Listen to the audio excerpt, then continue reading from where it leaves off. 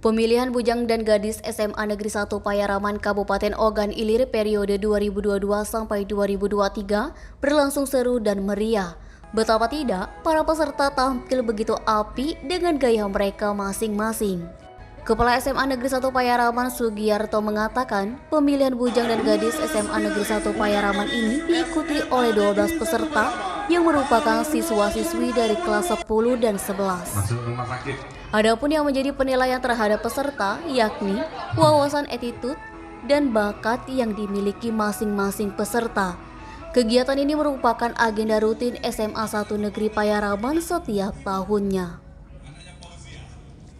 Gelaran bujang dan gadis SMA Negeri 1 Payaraman ini juga dijadikan sebagai ajang persiapan untuk kompetisi pemilihan bujang dan gadis di tingkat kecamatan, kabupaten, bahkan provinsi.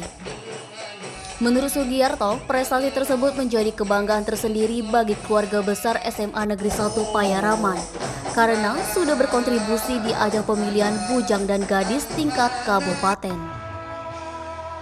Di kesempatan ini tampil juga demo seluruh ekstrakurikuler yang dimiliki SMA Negeri 1 Payaraman seperti ekskul paskibraka, sanggar seni, bahasa Inggris, rebana, musik, merawis, pencak silat, PMR, kir, pramuka, rohis, sepak bola, dan bola voli. Eti, Sumeko TV melaporkan.